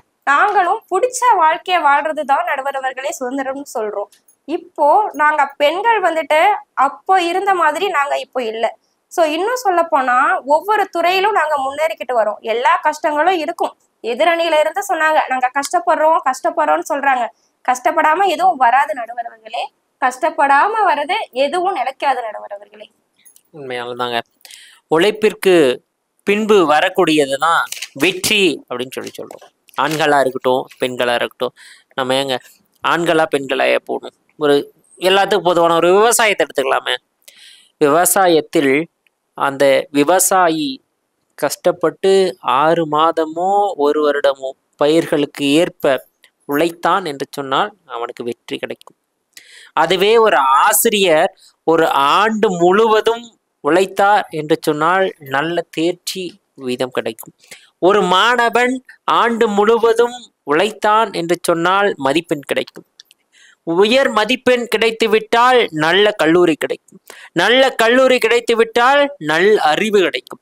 நல் அறிவு கிடைத்து விட்டால் அவன் வாழ்வில் எல்லையை அடைவான். வாழ்க்கை என்பது வெற்றி என்பதை நோக்கியே இருக்கும். பேசுங்கம்மா. நடுவர் அவர்களே, கடந்த 2 மாதங்களுக்கு முன்பு ஆபரேஷன் சிந்தூர் அப்படின்ட்டு ஒரு ப்ரோக்ராம் நடந்தது. அது என்னன்னு உங்களுக்கு தெரியுமா? நீங்க சொல்லுங்கம்மா, நீங்க சொல்லுங்க. முன்னாடி மக்களை பார்த்து சொல்லுங்க. நம்மளோட நாட்டை இந்தியாவுக்கும் பாகிஸ்தானுக்கும் ஒரு போர் நடந்தது. சோ நம்ம இந்தியாவை பாகிஸ்தான் கிட்ட இருந்து காப்பாத்துறதுக்காக ஒரு 2 பெண்கள் கிட்ட நம்பி ஒப்படைச்சது நம்ம அரசு. சோ ஒரு பெண்களுக்கு இதை விட வேற என்ன சுதந்திரம் வேணும்னு நீங்க நினைக்கிறீங்க? உண்மையாலுங்க இதுக்கெல்லாம் உண்மையாலுமே கை தட்டலாம். 2 பெண்கள் ஒரு நாட்டிற்காக இவ்வளவு உழைத்து கொண்டிருக்கிறார்கள். அதை நாம் இன்று சமூக வலைதளங்களில் பார்த்துக்கிட்டு இருக்கோம். ஒவ்வொரு செய்தித்தாள்களிலும் செய்திகள்லையும் பார்த்துக்கிட்டு தான் இருக்கிறோம். அப்போ பெண்களுக்கு எங்க சுதந்திரம் இல்லை? பெண்கள் சுதந்திரமா தான் இருக்கிறாங்க அப்படின்னு சொல்றாங்க. பேசுங்கம்மா. இப்போ ஒரு பெண் வந்துட்டு எப்ப அவங்களுக்கு நினைக்கிற முயற்சியில அவங்க ஏற்படுத்துற செயல்ல அவங்க வெற்றி பெறாங்களோ, இல்ல நான் ஒரு துறையில சாதிக்கிறேன் அப்படின்னு சொல்றாங்களோ, அப்பவே அவங்களுக்கு முழுமையான சுதந்திரம் என்பது வந்து விட்டது நடுவர் அவர்களே. ஒரு சுதந்திரம் இல்லைன்னா இப்ப நானா வீட்டுல இருந்து வெளியே வந்திருக்க முடியாது. சோ சுதந்திரத்தை பத்தி, அதுவும் ஆண்கள் சுதந்திரமா இருக்கிறாங்க அப்படிங்கறத பத்தி ஒரு 2 பெண்கள் பேச வந்ததே நான் வந்துட்டு ஒரு பெண்களுக்கு கிடைத்த மரியாதையா நான் நினைக்கிறேன் நடுவர் அவர்களே. பேசுங்கம்மா. உண்மையான ஒரு ஆண்கள் வந்துட்டு சுதந்திரமா இருக்கிறாங்க அப்படின்னு அவங்களோட நிலைமையை எடுத்துட்டு வரத்துக்கு கூட ஒரு ஆண்கள் கூட வரல. சோ ஒரு பெண்கள் தான் அவங்களோட நிலைமையை எடுத்து சொல்றாங்க. அப்படிங்கும் போது இதை விட பெண்ணாகிய நான் மட்டும் இல்ல, எல்லாத்துக்கும் இதை விட சுதந்திரம் வேற என்ன வேணும்? உண்மையாலதான் ரொம்ப பெருமையா இருக்கு. ஏன்னா ஒரு ஆண்களுடைய சுதந்திரத்தை எடுத்து சொல்வதற்கு பெண்கள் தான் வந்திருக்கிறாங்க. ஆண்கள் வல்ல அப்படின்னு சொல்லி ஒரு பார்வையில பார்த்தாலும் நிறைய ஆண்கள் தன்னுடைய வாழ்க்கைக்காக உழைச்சிட்டு இருக்கிறாங்க. இன்னைக்கு நான் உண்மையாலுமே பேருந்து நிலையத்துல இருந்து எங்க ஊர்ல இருந்து நான் கிளம்பும் போதே பார்த்தேங்க. எங்க ஊர் ரொம்ப வில்லேஜ், ஒரு கிராமம். அவங்களுக்கு சனிக்கிழமை ஞாயிற்றுக்கிழமெல்லாம் இல்லைங்க. தன்னுடைய குடும்பம் நல்லா இருக்கணும், தன்னோட பிள்ளை படிக்கணும், இப்படி சொல்லி உழைச்சிட்டு இருக்கிறாங்க. அப்போ இதே மாதிரி சிட்டிஸ்ல இருக்கக்கூடிய நகர்ப்புறங்களில் இருக்கக்கூடிய அந்த நண்பர்கள் வாரம் முழுவதும் 6 நாட்களும் வேலை செய்துவிட்டு 1 நாள் விடுப்பில் ஓய்வெடுக்க சென்று கொண்டிருந்தார்கள். அதை கண்டு வந்தேன். பேசுங்கம்மா. நடுவர் அவர்களே, எதிரணியில இருந்து சொல்லியிருந்தாங்க, நாங்க செய்ய நினைக்கிற 5 விஷயத்த வந்துட்டு 50 விஷயத்த தடுக்கிறாங்க, செய்யக்கூடாதுன்னு நினைக்கிறது 5 விஷயத்த செய்யுன்னு சொல்றாங்க. அப்படி இல்லை நடுவர் அவர்களே, எது செய்யக்கூடாதோ அதை மட்டும்தான் அவங்க செய்ய வேண்டாம்னு சொல்லுவாங்க. ஒரு பெண் எப்படி வேணாலும் இருந்தா அது வந்துட்டு சரியா இருக்காது நடுவர் அவர்களே. எந்த ஒரு பெண் சமுதாயத்துல அடக்கி ஒழுக்கமா வளர்க்கப்படுகிறாளோ அந்த பெண் தான் வருங்காலத்துல ஒரு சாதனையாளர்களா மாறுவாங்க நடுவர் அவர்களே. இதை எந்த புத்தகத்தை வேணாலும் எடுத்து பிரட்டி பாருங்க நடுவர் அவர்களே. எல்லாத்துலயுமே நான் பார்க்கலாம், உண்மையாலதான். அப்ப ஒரு பெண் என்பவள் கட்டமைக்கப்பட்ட வாழ்க்கைக்குள் அடங்குகிறாள் என்று சொன்னால் அவளை அடிமைப்படுத்த வச்சுட்டு இருக்கக்கூடாதுங்க. நீ இதெல்லாம் பண்ணக்கூடாது. பெற்றோர்கள் எப்போயும் நல்லதான் சொல்லுவாங்க, அண்ணன் எப்போயும் நல்லதான் சொல்லுவான், தம்பி எப்போயும் நல்லதான் சொல்லுவான். நீங்க இப்படிலாம் இருக்கணும், இப்படிலாம் இருக்கக்கூடாது அப்படின்னு சொல்றாங்க அப்படின்னா அதை என்னுடைய சுதந்திரம் பறிபோச்சு அப்படின்னு சொல்லக்கூடாது. நீ நல்லா படிமா, படிச்சா நீ உயர்ந்த உத்தியோகத்துக்கு போயிடுவ, உன்னுடைய கணவன் நம்பி நிற்க வேணாம். திடீர்னு சார் இன்னைக்கெல்லாம் மனசு எப்போ வேணா இறந்து போறான், என்னுடைய கணவனுக்கு வந்து 40 வயசுல அட்டருக்கு வந்துச்சு, இறந்துட்டாரு, நீயும் சொந்த காலில் நிற்கின்றா, அதுக்கு உனக்கு கல்வி தான் முக்கியம், நீ ஒரு நல்ல வேலைக்கு போகணும் அப்படின்னு சொல்லி வளர்த்தக்கூடிய அந்த பெற்றோர்களுடைய பார்வையில் நாம் என்றுமே ராணி தான், மகாராணி தான். பேசுங்க. நடுவர் அவர்களே, எதிரணியில இருந்து தெரிஞ்சுக்கணும், சுதந்திரம் அப்படின்னா என்ன? அவங்க நமக்கு படிக்கிறதுக்கு சுதந்திரம் கொடுக்கலையா, இல்ல வேலைக்கு போறதுக்காக சுதந்திரம் கொடுக்கலையா, இல்ல நாடு விட்டு நாடு பயிர் கல்பனா சாவ்லா கேள்விப்பட்டிருப்பாங்கன்னு நினைக்கிறேன், அதுக்கு நம்மளுக்கு சுதந்திரம் கொடுக்கலையா? எதுக்கு சுதந்திரம் கொடுக்கணுமோ அதுக்கு எல்லாமே சுதந்திரம் இருக்குன்னு தான் நான் நினைக்கிறேன். ஒரு பெண்ணுக்கு எதுக்கு சுதந்திரம் கொடுக்கணுமோ அது எதுக்கெல்லாம் இப்போ கொடுத்துட்டு தான் இருக்காங்க. நாங்க இன்னும் முன்னேறிக்கிட்டு தான் வரோம், இதுக்கு மேலேயே நாங்க முன்னேறுவோம், எங்களுக்கு வாய்ப்பு இருக்கு, இந்த அரசு கொடுக்குது அப்படின்னு தான் நான் சொல்லுவேன் நடுவர் அவர்களே. மேடம், இப்ப யதார்த்தமா ஒரு 2 மாதங்களுக்கு முன்பாக கூட நம்ம பார்த்துருக்கலாம், ஒரு பெண் மணியும் ஒரு ஆணும் வந்து விண்வெளிக்கு ஆராய்ச்சி செய்வதற்காக சென்றிருக்கிறார்கள். ஏதோ ஒரு காரணத்தால் அங்கு நீண்ட நாள் இருக்கக்கூடிய சூழ்நிலை ஏற்படுத்தி விட்டது. அப்போ அந்த சூழ்நிலையிலும் கூட நம்மளா இருந்தா சொல்லுவோம், பொண்ணு இவ்வளோ நாளா, ஐயோ இப்படிலாம் இருக்கக்கூடாது, நம்ம பெண்களுடைய மனநிலையில வரும், நம்மளா இப்படியா இவ்வளோ நாளா இருக்க முடியாது அப்படின்னு சொல்லி.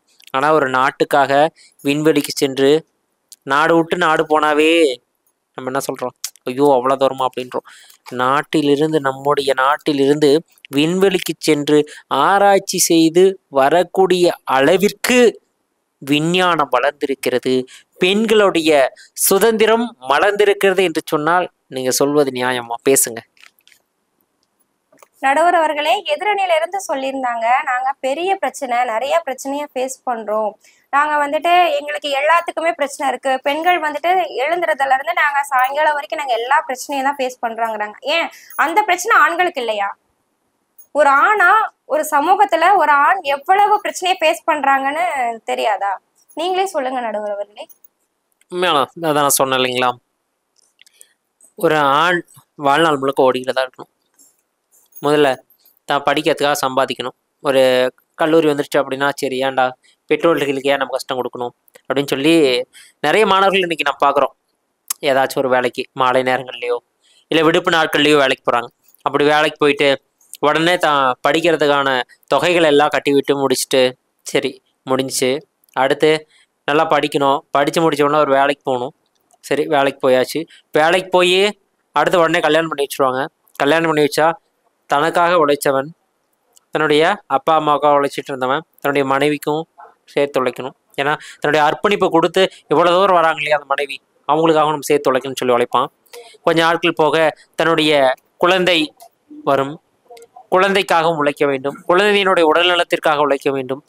அதன் பின்பு அவனை படிக்க வைக்கணும்.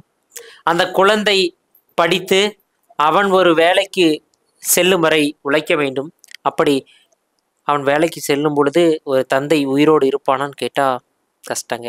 ஏன்னா ஒரு ஆண்மகன் தன்னுடைய வாழ்நாள் முழுவதும் மகனுக்காகவும் மனைவிக்காகவும் பிள்ளைக்காகவும் உழைத்து இறக்கிறான் என்று சொன்னால் ஆண்களுடைய கஷ்டம் ரொம்ப அளப்பெரியுதுங்க. பேசுங்க. நடுவர் அவர்களே, எதிரணியில இருந்து சொல்லியிருந்தாங்க, சுதந்திரத்துக்காக போராடலங்க, நாங்க சுதந்திரமா இருக்கிறதுக்காக இன்னும் போராடிட்டு இருக்கோம்னு சொன்னாங்க. அப்படி இல்லை, நாங்க சுதந்திரத்துக்கு முன்னாடியே போராடணும், இப்பவும் போராடுறோம், நாங்க சுதந்திரத்துக்காக சுதந்திரமா நாங்க போராடிக்கிட்டு இருப்போம்னு சொல்றேன் நடுவர் அவர்களே. தராசை பத்தி சொல்லியிருந்தாங்க. சோ இதை சொல்றதுக்கு நான் ரொம்ப பெருமைப்படணும். ஒரு தராசை கையில் ஏந்தி நிக்கிறதே ஒரு பெண் தான். அதை சொல்றதுக்கு நான் ரொம்ப பெருமைப்பட நடுவர் அவர்களே. உண்மையாலுமே நீங்க நிறைய பேர் உண்மையால போய் கோர்ட் பார்த்துருப்பீங்களான்னு தெரியல, தொலைக்காட்சியில் நிறைய பார்த்துருப்பீங்க. பார்க்கும் பொழுது அங்கு கண் கட்டப்பட்டு ஒரு சிலை இருக்கும், தராசை கையில பிடிச்சிட்டு இருப்பாங்க. அப்ப நீதியை கொடுக்கக்கூடிய அந்த நீதி தாயும் ஒரு பெண் தான் அப்படின்றதுல உண்மையாலுமே எல்லாரும் ரொம்ப பெருமை பண்ணுங்க. பேசுங்கம்மா. ரிதன்யாவை பத்தி சொல்லியிருந்தாங்க. சோ சுதந்திரம் இல்லை அப்படின்னு சொல்லியிருந்தா ரிதன்யாவோட விஷயம் அவங்க வீட்டு 4 செவத்துக்குள்ளேயே மூடி மறைஞ்சிருக்கும். சுதந்திரம் இருந்ததுனால மட்டும்தான் அவங்கள பத்தி எல்லாரும் பேசிக்கிட்டு இருக்காங்க நடுவர் அவர்களே. சுதந்திரம், அந்த பெண்ணுக்கு ஒரு சுதந்திரம் வழங்கணும், அவங்களுக்கு நீதி நேர்மை கிடைக்கணும்னு சொல்லிதான் இது வரைக்கும் அவங்க பாடுபட்டு இருக்காங்க நடுவர் அவர்களே. பட்டங்கள் ஆள்வதும் சட்டங்கள் செய்வதும் பாரினில் பெண்கள் நடத்த வந்தோம் என்று சொல்லி அனைவருக்கும் சுதந்திர தின நாள் வாழ்த்துக்களை சொல்லி விடைபெறுகிறேன். நன்றி, வணக்கம். ரொம்ப யதார்த்தமா ஒரு ஆண்னா இப்படிதான் இருக்கான், ஒரு பெண்ணா இப்படிதான் இருக்காங்க, ஆண்களுடைய கஷ்ட நஷ்டங்கள் இதுவெல்லாம் இருக்கிறது, பெண்களுடைய சுதந்திரங்கள் இப்படியாக விண்வெளி செல்லக்கூடிய அளவிலும் இப்படியாக பல துறையில் சாதிக்கக்கூடிய அளவிலும் இருக்குன்னு சொல்லி ரொம்ப அழகாகவும் யதார்த்தமாகவும் ஜோதிப்பிரியா அவர்கள் பேசியிருக்காங்க. அவங்களுக்கு நம்மளுடைய அணியின் சார்பா மனமார்ந்த வாழ்த்துக்கள். ரொம்ப சிறப்பா இந்த அணி நிறைவு பண்ணிட்டாங்க. பெண்கள் தான் சுதந்திரமா இருக்கிறாங்க அப்படின்னு பேசி முடிச்சிட்டாங்க. இருந்தாலும் நான் தீர்ப்புங்க கூட கொடுத்துடலாம். அந்த அணியினுடைய இறுதி பேச்சாளர் இருக்கிறாங்க, அவங்க என்னதான் சொல்ல வராங்க, அவர்களுடைய கருத்தை கேட்போம், இறுதியா தீர்ப்பு சொல்லலாம். வாங்க, ரம்யா அவர்கள் அதிக சுதந்திரமாக இருப்பது ஆண்களே அப்படின்னு பேச வராங்க. பேசுங்கம்மா. வணக்கம் நடுவர் அவர்களே. வணக்கம். காலையில சாப்பிட்டீங்களா? சாப்பிட்டேன். யாரு சாப்பாடு செஞ்சு கொடுத்தா? தெரியல, காலையில எழுந்திரிச்சு கண்ணு முடிச்சு அப்படியே அம்மா சமைச்சாங்க நினைச்சு சாப்பிட்டோம். அப்புறம் குளிக்கும் போது வெந்நீர் வச்சு கொடுத்தாங்களா? தண்ணீரை தான் குடிச்சேன், வெந்நீரை நான் குளிக்கல. சொல்லுங்க. குடிச்ச சொல்லுங்க. நீங்க காலையில எந்திரிச்சு இந்த பட்டிமன்றம் வரதுக்குள்ள உங்க அம்மா உங்களுக்கு எத்தனை வேலை செஞ்சு கொடுத்துருப்பாங்க? அங்க மக்களையும் பார்த்து சொல்லுங்க, அவங்க அம்மாவும் அவங்களுக்கு செஞ்சு கொடுத்துருப்பாங்க. சொல்லுங்க. உங்க அம்மா எத்தனை வேலை செஞ்சு கொடுத்துருப்பாங்க? அத்தனை வேலையும் அவங்களோட சுதந்திரத்தை இழந்துட்டு தானே செஞ்சு கொடுத்தாங்க. இதை மறந்துட்டு நீங்க அவங்க பக்கம் தீர்ப்பு சொன்னீங்கன்னு வச்சுக்க, அவங்க அம்மாவை சோத்துல ரசம் வச்சிட சொல்லிடுவேன். நீ ஏன் பாவம் எங்க அண்ணனுக்கு வச்சிட்டு இருக்கிற, பேசு. அப்புறம் எங்க எதிரணி அண்ணா சொன்னாங்க, தாய்நாடு தாய்ங்கிறதே பெண்ணுக்கு தான் கொடுத்துருக்காங்க, சுதந்திரமே பெண்ணுக்கு தான் கிடைச்சு அப்படின்னு சொன்னாங்க. ஆமா, நான் ஒத்துக்கிறேன் நடுவர் அவர்களே. தாய்நாடு தாயின்னு சொல்ற பெருமையான விஷயத்த பெண்ணுக்கு தான் கொடுத்துருக்குறாங்க, அது உண்மையானதுதான். ஆனா குயில பிடிச்சி கூண்டல் அடைச்சி கூவ சொல்லுகிற உலகம், மயில பிடிச்சி காலை உடைச்சி ஆட சொல்லுகிற உலகம். என்னத்த சொல்வேனம்மா, நான் என்னத்த சொல்வேனம்மா, பேசுமா பேசு. இப்படி தாய்நாடுங்கிற சுதந்திரத்தை எங்கிட்ட கொடுத்துட்டு நீ கொடி மாதிரி பரமான்னு சொல்லிட்டு அந்த கொடியை இழுத்து கம்பத்துல இழுத்து கட்டி வச்சிட்டாங்க. உனக்கு சுதந்திரம் இருக்குது, அது ஆனா என் கைக்குள்ளதான் இருக்குது அப்படின்னு எங்க சுதந்திரத்தை முடக்கி வச்சிட்டாங்க நடுவராங்க. இதை ஒத்துக்கிறீங்களா? பேசுங்கம்மா. அதுக்கப்புறம் எங்க நவீன என்ன சொன்னாங்க, எல்லா துறையிலும் பெண்கள் இருக்காங்க, இப்ப எல்லா துறையிலும் பெண்கள் இருக்காங்கன்னு. நான் ஒத்துக்கிறேன், எல்லா துறையிலுமே பெண்கள் இருக்காங்க. எந்த கோயிலையாவது ஒரு பெண் பூசாரியை நீங்க பாத்திருக்கீங்களா நடுவர் அவர்களே? எங்க போச்சுங்க சுதந்திரம்? கேளுங்க, அந்த அணியை பார்த்து கேளுங்க, நல்லா கேளுங்க. அந்த அணியை பார்த்து இல்ல, மக்களை பார்த்து கேளு, அவங்களுக்கு ஒரு விழிப்பு வரட்டும், கேளுங்க. அதுக்கப்புறம் நடுவர் அவர்களே, இன்னைக்கு நான் காலையில ப்ரோக்ராம் போலான்ட்டு 3 மணிக்கே எந்திரிச்சேன் நடுவர் அவர்களே. தரமான உருட்டு பேசுங்க, அங்க பார்த்து பேசுங்க. 3 மணிக்கு எந்திரிச்சு குளிச்சுட்டு ரெடி ஆயிட்டேன். எங்க வீட்டுக்கார போய் எழுப்புனேன், என்னடி ட்ரெஸ் இது, போய் ட்ரெஸ்ஸை மாத்திட்டோம் முதல்ல போ அப்படின்னு அனுப்பிவிட்டாரு. சரின்ட்டு போய் சரி ஒரு டீசெண்டா ஒரு நல்ல ட்ரெஸ்ஸா போட்டு போலான்னு போய் வேற ட்ரெஸ் மாத்திட்டு வந்துட்டேன். ஐயோ இந்த ட்ரெஸ்ஸை போட்டுட்டு நீ ப்ரோக்ராம் போற, போச்சு என் மானம் போச்சு, ஒழுங்கு மரியாதையே போய் ட்ரெஸ்ஸை மாத்திட்டு வந்துரு அப்படின்ட்டாரு. சரி அப்படின்ட்டு இன்னொரு ட்ரெஸ் மாத்திட்டும் வந்துட்டு டைம் பார்த்தா 8 மணி ஆயிடுச்சு நடுவர் அவர்களே. அப்ப நீங்க சொல்லுங்க, இங்க எங்களுக்கு எங்க சுதந்திரம் இருக்குது? ஒரு ட்ரெஸ் ஆசையா போடலான்னு எடுத்தா இதை போடாது அதை போடாதுன்னு சொல்லி எங்க சுதந்திரத்தை எல்லாம் முடக்கிட்டாங்க. எங்க சுதந்திரம் இருக்கு? சரிம்மா, நான் போன் பண்ணி சொல்றேன். உனக்கு பிடிச்சதே ட்ரெஸ்ஸை போட்டுட்டு நீ கிளம்பி 5 நிமிஷத்துல பேசுங்க. பெண்களுக்கு லெகின்னு, டாப்பு, குர்த்தி, ஆஃப் சாரி, சாரி, அருணாத்தலி, இப்படி எத்தனையோ வகையான ட்ரெஸ் இருக்கு. ஆனா அந்த ட்ரெஸ்ஸுக்கெல்லாம் கிடைச்ச சுதந்திரம் அதை போடுற பெண்களுக்கு கிடைச்ச நடுவர் அவர்களே. நம்ம ஒரு பக்கம் எனக்கு தெரியலம்மா. வெளியில நான் நிறைய பட்டிமன்றம் பேச போற இடத்துல பார்த்துருக்குறேன். அங்க சுதந்திரம் இருக்குது. நம்ம கிராம பகுதிகளில் அது சாத்தியம் இல்லை அப்படின்னு நான் நினைக்கிறேன். பேசுங்க.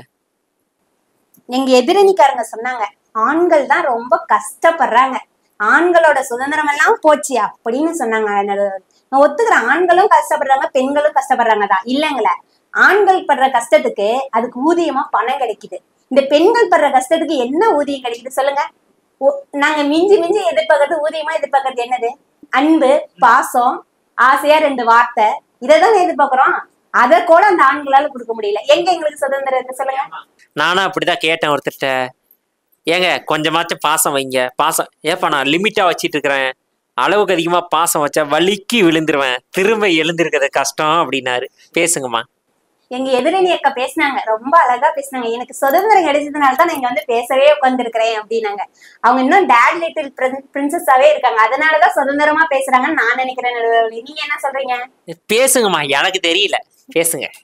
ஒரு பொண்ணுக்கு கல்யாணம் ஆயிடுச்சுன்னா, இந்தாம்மா தாலி போட்டுக்காமா, இந்தாம்மா குங்குமம் வச்சுக்காமா, இந்தாம்மா மெட்டி போட்டுக்காமா, இந்த ஃபங்க்ஷனுக்கு இப்படிதாம்மா போகணும், அந்த ஃபங்க்ஷனுக்கு இப்படிதான் போகணும்னு எத்தனை ரூல்ஸ் சொல்றாங்க. எந்த ஆணையாவது பார்த்து டே நீ நாளையில இருந்து மெட்டி போட்டுக்கடா, தலையில கொஞ்சம் குங்குமம் வச்சுக்கடா, தாலி போட்டுக்கடான்னு சொல்றாங்களா? இல்லம்மா, சொல்றது இல்ல. அப்ப பெண்களுக்கு சுதந்திரம் கிடைச்சிருக்கா? வாய்ப்பு இல்லை, தெரியல. நீங்க அதை விட எனக்கு இன்னொரு என்ன அப்படின்னா, நீங்களாம் இப்படி வெளியே சொல்லிடுறீங்க, எங்க ஆண்கள்லாம் இப்படி சொல்ல முடியாம பாவம் கையில இவ்வளவு பெரிய பாட்டில் வச்சுக்கிட்டு என் சோக கதைய கேளு தாய் குளமே அம்மா தாய் குளமேன்னு சொல்லி பாடிட்டு இருக்கிறான் பாவம். பேசுங்கம்மா. அதுக்கப்புறம் எங்க அணி பேசுனத வந்து மறிச்சு எங்க எதிரணி பேசினாங்க நடுவர்களே. நான் கேக்குறேன், சாகர வரைக்கும் கிடைக்காத சுதந்திரம் செத்ததுக்கு அப்புறம் கிடைச்சா என்ன, கிடைக்காத போனா என்ன? திருமணத்துக்கு முன்னால ஒரு பெண்ணு கழுத்து நிறைய நகையோட வீட்டுக்கு மாமியார் வீட்டுக்கு வரணும். திருமணத்துக்கு அப்புறம் ஒரு பெண்ணு வயிற்றுல குழந்தை சுமையோட வரணும். இப்படி சுமைகளை மட்டும் தாங்கிய பெண்ணுக்கு எங்க சுதந்திரம் இருக்குன்னு சொல்றீங்க? ஏமா நீ இப்படி சொல்ற?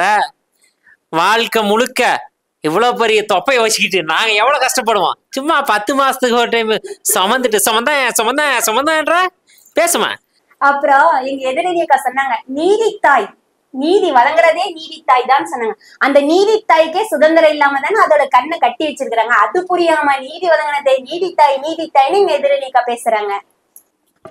இந்த கொடுமையெல்லாம் பார்க்க கூடாதுன்னு தான் கண்ணை கட்டி வச்சிருக்காங்க. உண்மையாலுமேங்க இந்த ஆண்கள் தான் அதிகமா சுதந்திரமா இருக்கிறாங்க. பெண்களுக்கு எந்த இடத்துலையுமே எப்பவுமே சுதந்திரம் அப்படின்றது கிடைக்கல அப்படின்னு சொல்லி ரம்யா தன்னுடைய வாதத்தை காரசாரமா வச்சிட்டு இருக்காங்க. பேசுங்கம்மா. நடுவர் அவர்களே, கொரோனா அப்படின்னு ஒண்ணு நம்ம நாட்டுல பரவிட்டு இருந்துச்சு. திடீர்னு அது என்னதுன்னு கேட்டுறாதீங்க. என்னன்னு தெரியுங்களா? தெரியும், பாட்டுல வர ஏ கொரோனா என்ன வரேன்னா நடுவர் அவர்களே, கொரோனா உங்களை தாக்க முட்டுருச்சுன்னு நினைக்கிறேன். ஏமா நல்லா இருக்குது புரியலையா? கொரோனா வைரஸ் 2 ஏமா இதத்தான் எந்த கணவனை கேட்டாலும் இதேதான் சொல்றான். ஏங்க வெளியே போவாதீங்க கொரோனா வந்துடும் அப்படின்னு நான் சொன்னேன். அவர் சொன்னாரு, ஏங்க கொரோனா தாக்குனா கூட என்ன தாங்கிப்பேன், என் மனைவி தாக்குற என்னால தாங்க முடியல அப்படின்னா. அவனுக்கு அது கொரோனாவே பெரிய பரவாயில்லையாட்டு இருக்குது. பேசுங்க. கொரோனா வந்துச்சுங்களா? 2 வருஷமா கொரோனா வந்து மக்களை பாடாப்படுத்துச்சு நடுவர் அவர்களே. அப்ப லாக்டவுன் வேற. நல்ல ஆண்மகன்கள்லாம் நல்லா வீட்டுல சொகுசா கட்டில போட்டுட்டு படுத்துட்டு எனக்கு அதை கொண்டு வா இதை கொண்டு வான்னு சொன்னாங்க. 2 வருஷமா எந்த வேலையும் செய்யாம ஆண்கள் சந்தோஷமா நிம்மதியா கொரோனா வருங்கிற பயத்தை விட ஜாலியா இருந்தாங்க, சந்தோஷமா இருந்தாங்க. ஆனா இந்த பெண்கள் என்ன தெரியுங்களா நினைச்சாங்க, கொரோனா வந்தாவது நம்மளை தனிமைப்படுத்தி கொஞ்ச நேரம் ரெஸ்ட் கொடுப்பாங்க. இந்த ஆண்கள் வீட்டுல இருந்துட்டு நம்மளை சாவடிக்கிறான, பக்கடா செஞ்சு எடுத்துட்டு வா, சோறு செஞ்சு எடுத்துட்டு வா, குழம்பு வச்சு எடுத்துட்டு வா, வடை சுட்டு கொண்டு வான்னு சாவடிக்கிறானு தானே நினைக்கிறாங்க. அப்ப அவங்க சுதந்திரத்தை இன்னமும் கேட்டுக்கிட்டு தானே இருக்கிறாங்க நடுவர் அவர்களே. ஆமாங்க, அப்படிதான். உண்மையாலுமே அந்த பெண் அப்படி நினைச்சிட்டு இருக்கிற பட்சத்துல என்கிட்ட ஒருத்தர் இடையில ஃபோன் பண்ணாரு. ஃபோன் பண்ணிட்டு எனக்கு வந்து நான் வெளியே வேலை செஞ்சிட்டு இருந்தேன், உடனே என்னை வந்து லாக்டவுன் ஊருக்கு போங்க அப்படின்னு சொல்லிட்டாங்க, நான் கிளம்புறேங்க அப்படின்னு. ஏங்க ரொம்ப நாள் கழிச்சு மனைவி பார்க்க போறீங்க, அப்புறம் நான் சந்தோஷமா போக வேண்டியதானே? இங்க எனக்கு ஆஃபீஸ் ஒர்க்கு காலையில் 8 மணிலேருந்து ஈவினிங் 6 மணி வரைக்கும் பயங்கர ப்ரெஷராக இருக்கும். 6 மணிக்கு மேலே நான் போய் நல்லா ரிலாக்ஸாக இருப்பேன் அப்படின்னா. சரி ஓகே, அங்கே அப்படி இருக்கிற இங்கே 24 மணி நேரமாக ரிலாக்ஸாக தானே இருக்க போகிறேன், உனக்கு என்னங்க அப்படின்னா. இருந்தேன், ஒரு காலத்தில் இருந்தேன். போன வருஷம்தான் கால் கட்டு போட்டாங்க, நான் ஒன்றுமே பண்ணல நண்பா. கழுத்தில் 3 முடிச்சு தான் போட்டேன். பண்ணிட்டியா அதை தான் பண்ணக்கூடாதுன்னு சொன்னேன். 3 முடிச்சு போட்டேன். சரி போட்டுட்டேன். அதுக்கப்புறம் என்ன பிரச்சனை? அங்கே 6 மணி வரைக்கும் என்னால் ப்ரெஷரை தாங்க முடியல. அதுக்கப்புறம் சந்தோஷமா இருப்பேன்னு சொன்னேன். 24 மணி நேரமும் என் மனைவி இருக்கிறாள், மனைவி ஃபோன் பேசுகிறேன். என்னத்துக்கு பொழுது நீ ஃபோன் பேசுற அப்படின்னு. அப்புறம் உடனே சரி கொஞ்ச நேரம் ரீல்ஸ் பார்க்கலாம். நீ வந்து என்கிட்ட கொஞ்ச நேரம் பேசுனியா, எப்பா பாரு செல்லு இப்படி வரும். இப்படி 24 மணி நேரமும் என்னை வதக்கி எடுப்பா நண்பா அப்படின்னாங்க. பேசுங்கம்மா. எங்க எதிரணிக்காரங்க சொன்னாங்க, பெண்கள் தான் புனிதமானவங்க, அதனாலதான் பாருங்க ஆறுகள்லாம் வைகை, காவேரி, கங்கா பெண்கள் நேமாவே ஓடுது அப்படின்னாங்க. நானும் சொல்றேன், பெண்கள் நேமாக தான் ஓடுது. ஏன் தெரியுங்களா? பெண்கள்ங்கிறது, பெண்களுக்கான சுதந்திரம் கிடைக்கல. அவங்க எப்ப பார்த்தாலும் ஆண்களுக்காக ஓடிக்கிட்டே இருக்கிறாங்க. அதனாலதான் ஓடுற ஆறுக்கே வைகை, காவேரின்னு பெண்களோட பேர் வச்சிருக்கிறாங்க. நீங்க ஒத்துக்கிறீங்களா நடுவர் அவர்களே? நிக்க மாட்டாங்க, ஓடிடுவாங்க. சொல்லுங்க. சாத்திரங்கள் பெண்ணினத்தை மூடி மறைத்ததம்மா, அந்த ஆத்திரத்தில் பாரதிக்கும் மீசை துடித்ததம்மா. வீடாலும் பெண்மை இங்கே நாடாலும் காலம் வந்தும், ஊமை போலவே என்றும் ஓயாமல் கண்ணீர் சிந்தும். ஏனென்று கேட்கத்தான் இப்போதும் ஆளில்லை, சமநீதி சேர்க்கின்ற சட்டங்கள் ஏன் இல்லை. 1950லயே எல்லாரும் ஆணும் பெண்ணும் சமம் அப்படிங்கிற உரிமையை நம்ம அம்பேத்கர் ஐயா எழுதி வச்சுட்டு போயிட்டாங்க நடுவர் அவர்களே. ஆனா இன்னைக்கு சமமா இருக்காங்களா? எத்தனை சட்டங்கள் வந்தாலும், எத்தனை தலைமுறைகள் கடந்தாலும் பெண்கிறவர் பெண், அவ்வளவுதான். ஆணுக்கு சமமா இன்னமுமே கொண்டு வரல. பெண்கள் தான் சுதந்திரமா இருக்காங்கன்னு ஆறுதலுக்காக 1000 வார்த்தைகள் சொன்னாலும், ஆண்கள் தான் சுதந்திரமா இருக்காங்கன்னு ஆணித்தரமா நான் சொல்லுவேன் நடுவர் அவர்களே என்று கூறி என் உரையை முடித்துக் கொள்கிறேன். ஆண்கள் தான் வந்து ரொம்ப சுதந்திரமா இருக்கிறாங்க அப்படின்னு சொல்லி ஆணித்தனமான தன்னுடைய கருத்தால இந்த அரங்க மேலும் சிறப்பு செய்த ரம்யா அவர்களுக்கு பாராட்டுகளும் வாழ்த்துக்களும். கரோலை எழுப்பலாம். 2 பக்கமும் 4 பேச்சாளர்கள் 2 அணிகளாக பிரிந்து தன்னுடைய வாதத்தை காரசாரமாகவும் மிக அழகாகவும் ஆணித்தனமாகவும் சொல்லியிருக்கிறாங்க. எல்லா பட்டிமன்றத்திலையுமே நடுவருடைய நிலைமை தான் ரொம்ப அப்படி இருக்கும். நடுவோட்டில் நிற்கிற மாதிரி, எந்த லாரிக்காரன் எப்போ அடிப்பான் அப்படின்னு தான் நிற்கணும். சரிங்க, இவங்க வந்து பேசினாங்க ஆண்கள் தான் அதிக சுதந்திரமா இருக்கிறாங்கன்னு சொல்லி. உண்மையாலுமே பார்த்தோம் அப்படின்னா ஒரு ஆண் மகன் எங்க வேணாலும் எப்போ வேணா போய் சுத்திட்டு வரலாம், யாரும் கேள்வி கேட்க மாட்டாங்க. தனக்கு ஆசைப்படக்கூடிய வாழ்க்கையை வாழலாம், தான் ஆசைப்படக்கூடிய உடையை அணியலாம், தான் எங்கு செல்ல விரும்பினாலும் சென்று வரலாம், தான் படிக்கக்கூடியதற்கு என்ன தேவை என்பதை தானே தீர்மானித்து எந்த மாவட்டத்தில் எந்த மாநிலத்தில் படிக்க வேண்டும் என்று சொல்லி தான் முடிவெடுத்து அங்கு செல்லலாம். அவனுடைய சுதந்திரம் என்பது விரிந்து கிடக்கிறது அப்படின்னு சொல்லி இவங்க பேசியிருக்கிறாங்க. பெண்களுக்கு தாங்க அதிக சுதந்திரம், பெண்கள் தான் சுதந்திரமா இருக்கிறாங்க. அவங்க பேசுனதெல்லாம் அந்த காலங்க. அப்போ வந்து நீங்க சொன்னீங்க பெண்கள்லாம் தலை குனிஞ்சிட்டு போனாங்க, இன்னைக்கு தலை குனிய வேண்டிய அவசியம் என்பது கிடையாது. எல்லா துறையிலுமே பெண்கள் இருக்கிறாங்க. தனக்கு வந்து என்ன தேவையோ அதை நிறைவேற்றிக் கொள்கிறார்கள். தன்னுடைய கல்வியாக இருக்கட்டும், பதவியாக இருக்கட்டும், இன்று உயர்ந்து நிற்பவர்கள் பெண்கள் தான். அப்ப பெண்களிடையே அதிக சுதந்திரம் இருக்கிறதுன்னு சொல்லி இவங்க பேசியிருக்கிறாங்க. சரிங்க, எல்லாமே இவங்க பேசிட்டாங்க, நீங்க என்ன பேச போறீங்கன்னு கேக்குறீங்க. சொல்றேன். சுதந்திரம் என்பது பெண்ணிடம் இருக்கிறதா, ஆணிடம் இருக்கிறதா? கேள்விக்குறிதான். இருவரிடமே இருக்கிறது அப்படின்றத விடைய வரும். கொடி பறப்பதா சுதந்திரம்? எழுந்து நடப்பதிலா சுதந்திரம்? உயர்ந்து பறப்பதிலா சுதந்திரம்? இல்லை, விட்டு கொடுப்பதே மிகப்பெரிய சுதந்திரம்.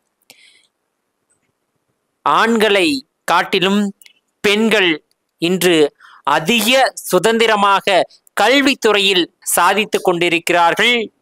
அதை விடவும் வெளியில் செல்வதில் ஆண்களே அதிகம் சுதந்திரமாக இருக்கிறார்கள் என்று சொல்லி இந்த அருமையான வாய்ப்பினை எங்களுக்கு ஏற்படுத்தி கொடுத்த ராஜநிலை ஆசான் ராஜசேகர் ஐயா அவர்களுக்கு எங்களுடைய மனமார்ந்த நன்றியினை உறுத்தாக்கி கொண்டு, நாங்கள் பேசுவதை நீங்கள் பார்ப்பதற்கு ஒளிப்பதிவு செய்து கொடுத்த கேமராமேன் அண்ணா அவர்களுக்கும், இதை சிறந்த முறையில் எடிட்டிங் செய்து உங்கள் பார்வைக்கும் செவிகளுக்கும் இனிமையாக கொடுத்து கொண்டிருக்கக்கூடிய எடிட்டர் அவர்களுக்கும் மனமார்ந்த நன்றியினை தெரிவித்துக் கொண்டு, ராஜநிலை டிவியின் சார்பாக, எங்கள் அணியின் சார்பாகவும் உங்கள் அனைவருக்கும் சுதந்திர தின வாழ்த்துக்களுடன் விடைபெறுகிறோம். நன்றி, வணக்கம்.